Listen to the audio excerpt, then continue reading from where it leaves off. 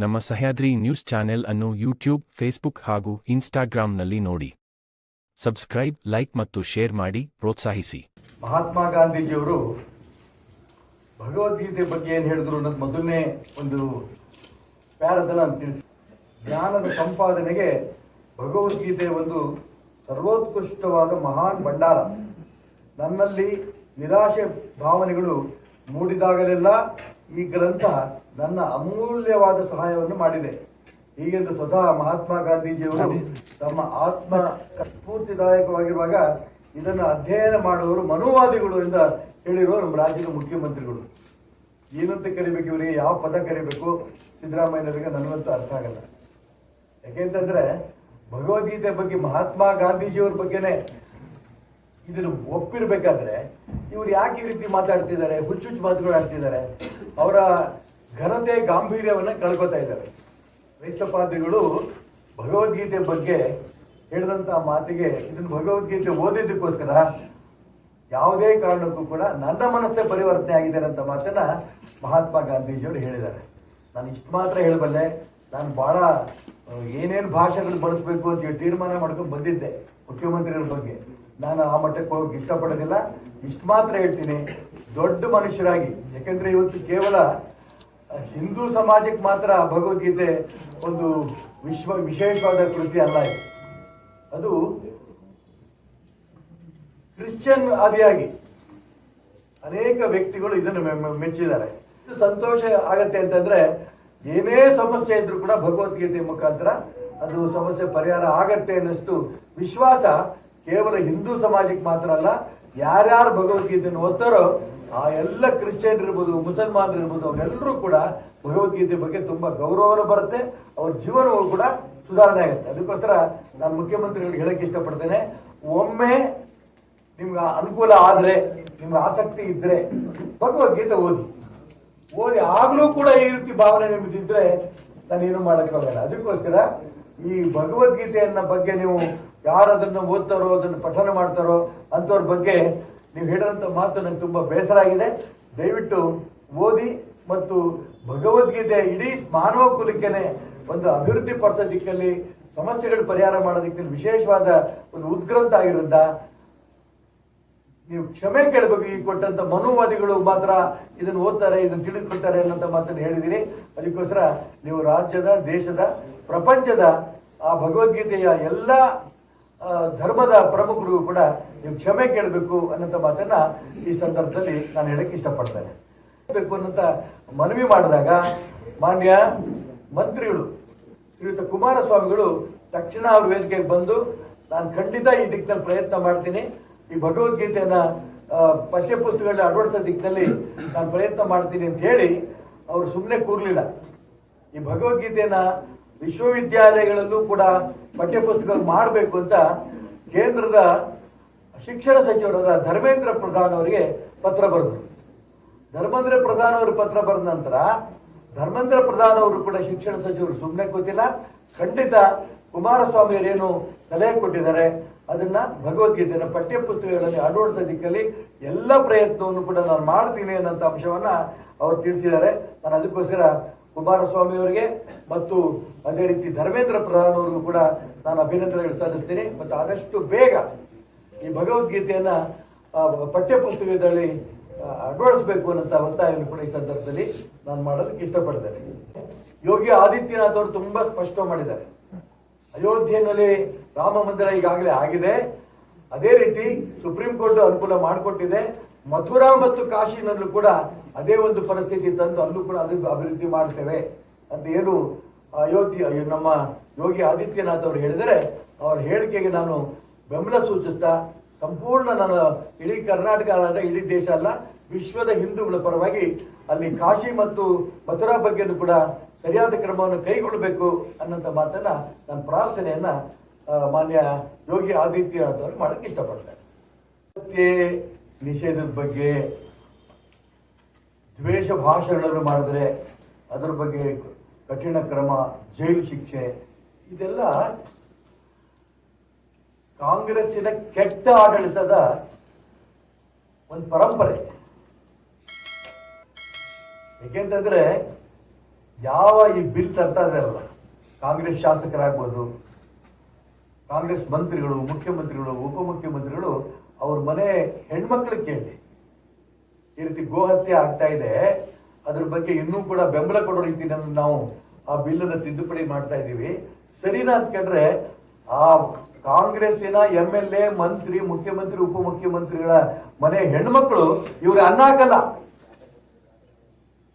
ಭಾರತೀಯ ಸಂಸ್ಕೃತಿ ಹೆಣ್ಮಕ್ಳು ಅವರೆಲ್ಲರೂ ಕೂಡ, ಗೋವಿನ ಬಗ್ಗೆ ಗೋಮಾತೆ ಅಂತ ಕರೆಯಂತ ಹೆಣ್ಮಕ್ಳು ಅವರೆಲ್ಲರೂ ಕೂಡ ಗೋ ಪೂಜೆ ಮಾಡಂತ ಹೆಣ್ಮಕ್ಳು. ಕಾಂಗ್ರೆಸ್, ಬಿಜೆಪಿ, JDS ಅಲ್ಲ, ಇಡೀ ಹಿಂದೂ ಸಮಾಜದ ಎಲ್ಲ ಹೆಣ್ಮಕ್ಳು ಕೂಡ ಗೌರವ ಇದೆ. ಈ ಕಾಂಗ್ರೆಸ್ಸಿನ ಕೆಲವರು ಓಟಿಗಾಸರ ಆಟ ಆಡ್ತಾ ಇರೋದು ಇವರಿಗೆ ಬರುವಂತ ದಿನಗಳಲ್ಲಿ ಅವ್ರ ಮನೆ ಹೆಣ್ಮಕ್ಳೇ ಅವ್ರ ಬುದ್ಧಿ ಕಲಿಸ್ತಾರೆ ಅಂತ ಮಾತನ್ನ ನಾನು ಈ ಸಂದರ್ಭ ಹೇಳ್ತೀನಿ. ಯಾವ ಕಾರಣಕ್ಕೂ ಕೂಡ ಆ ಗೋಹತ್ಯೆ ನಿಷೇಧದ ಬಿಲ್ಲನ್ನ ತಿದ್ದುಪಡಿ ಮಾಡೋದಲ್ಲ, ಇನ್ನೂ ಬಿಗಿ ಮಾಡಿ ಯಾರು ಗೋಹತ್ಯೆ ಮಾಡ್ತಾರೆ ಅಂತವ್ರ ಬಗ್ಗೆ ಇನ್ನೂ ಕಠಿಣ ಕ್ರಮ ತಗೋತೀವಿ ಏನಂತ ಮಾತನ್ನು ಅಂತ ಬಿಲ್ ತನ್ನಿ. ಎರಡನೇದು, ಯಾವ ಕಾರಣಕ್ಕೂ ಏನ್ ತರ ಕೊಟ್ಟಿರಲ್ಲ ದ್ವೇಷದ ಭಾಷಣಗಳು, ಮಾತುಗಳು, ಇದ್ರ ಬಗ್ಗೆ 7 ವರ್ಷ ಜೈಲು ಇಂಥದ್ದೆಲ್ಲ ಬಹಳ ಕಂಡುಬಿಟ್ಟಿದ್ದೀವಿ ನಾವು. ಇಂಥ ದೊಡ್ಡ ಬೆದರಿಕೆಗೆ ಹಿಂದೂ ಸಮಾಜದ ಯಾವುದೇ ವ್ಯಕ್ತಿಗಳು ಹೆದರಲ್ಲ.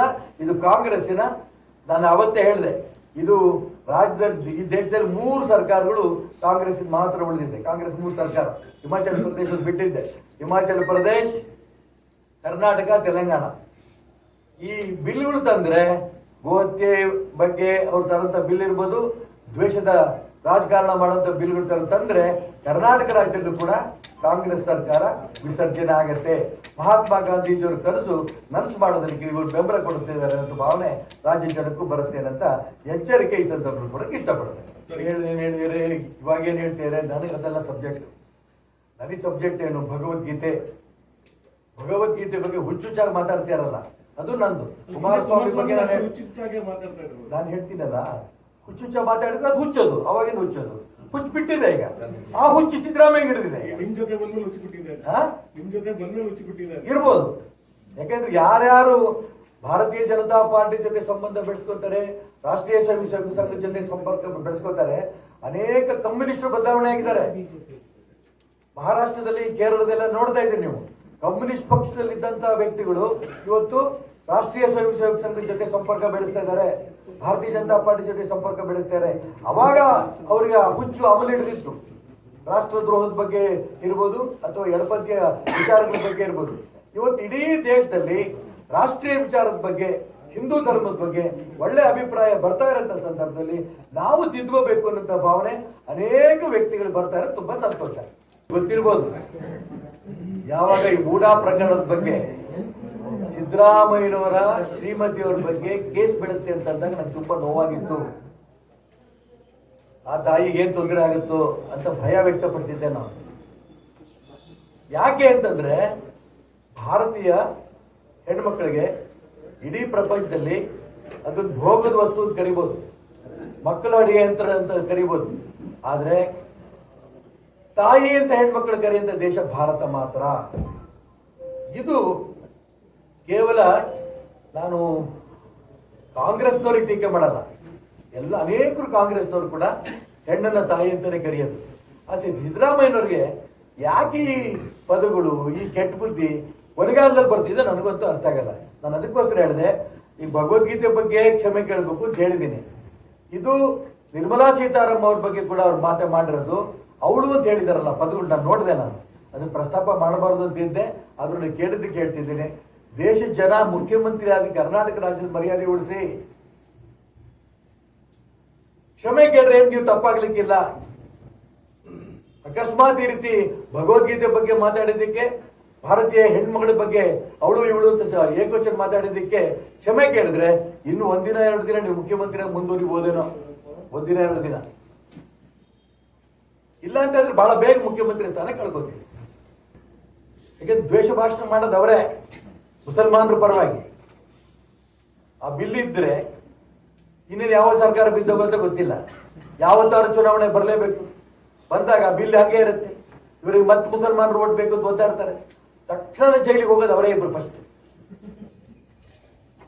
ಹೊಸ ಸರ್ಕಾರ ಬರುತ್ತೆ, ಅವ್ರು ಒಳಗಾಗ್ತಾರೆ. ಅನುಮಾನ ಬೇಡ, ತುಂಬಾ ಸ್ಪಷ್ಟವಾಗಿ ನಾನು ಹೇಳ್ತೀನಿ. ಯಾಕೆಂದ್ರೆ ದಿನೇ ದಿನೇ ದಿನೇ ದೇಶ ಗಮನಿಸಿ, ರಾಷ್ಟ್ರೀಯತೆ ವಿಚಾರಕ್ಕೆ ದೇಶ ಜನ ಬೆಂಬಲ ಕೊಡ್ತಿದ್ದಾರೆ. ಹಾಗಾಗಿ ಇವರು ಅರ್ಥ ಮಾಡ್ಕೋಬೇಕು. ಇನ್ನು ಮುಸಲ್ಮಾನರು ಬಿಹಾರದಲ್ಲಿ ಭಾರತೀಯ ಜನತಾ ಪಾರ್ಟಿಗೆ NDA ಹೆಚ್ಚು ಬೆಂಬಲ ಕೊಟ್ಟರು. ಬಹಳ ದೊಡ್ಡರು, ಬಹಳ ವರ್ಷ ಮುಸಲ್ಮಾನರ ಕ್ರಿಶ್ಚಿಯನ್ ಇರಲ್ಲ, ಅವರಲ್ಲಿ ಬಹಳ ಜನ ಬುದ್ಧಿವಂತರು ಇದ್ದಾರೆ. ಮುಸಲ್ಮಾನರಿಗೆ ಯಾಕೆ ಓಟ್ ಕಾಂಗ್ರೆಸ್ಗೆ ಕೊಡ್ತಿದ್ರು ಅಂದ್ರೆ, ಕಾಂಗ್ರೆಸ್ಗೆ ಕೊಡುವಂತ ಓಟ್ ಅಲ್ಲ ಅದು, ಬಿಜೆಪಿ ಸೋರಿಸ್ಬೇಕು. ಈ ದಿಕ್ಕಲ್ಲಿ ಪ್ರಯತ್ನ ನಡೀತು. ಆದ್ರೆ ಇವತ್ತು ನರೇಂದ್ರ ಮೋದಿ ಇಡೀ ವಿಶ್ವದ ಎಲ್ಲ ರಾಷ್ಟ್ರಗಳಲ್ಲೂ ಕೂಡ, ಮುಸಲ್ಮಾನ್ ದೇಶ ಇರ್ಬೋದು, ಕ್ರಿಶ್ಚಿಯನ್ ದೇಶ ಇರ್ಬೋದು, ಆ ದೇಶಗಳಲ್ಲಿ ಅವರ ಮನಸ್ಸನ್ನ ಗೆದ್ದ ನಂತರ ಹೌದಪ್ಪ ಮೋದಿ ಬೇಕು, ಭಾರತೀಯ ಜನತಾ ಪಾರ್ಟಿ ಬೇಕು, ಹಿಂದುತ್ವವನ್ನ ಬೆಂಬಲಿಸಬೇಕು, ಈ ರಾಷ್ಟ್ರೀಯತೆ ಬೆಂಬಲಿಸಬೇಕು, ಈ ಭಾವನೆ ಮುಸಲ್ಮಾನರಲ್ಲೂ ಕ್ರಿಶ್ಚಿಯನ್ರು ಬರ್ತಾ ಇರೋದ್ರಿಂದ ಕಾಂಗ್ರೆಸ್ ನಿಧಾನಕ್ಕೆ ನಿರ್ನಾಮ ಆಗ್ತಾ ಹೋಗ್ತಾ ಇದೆ.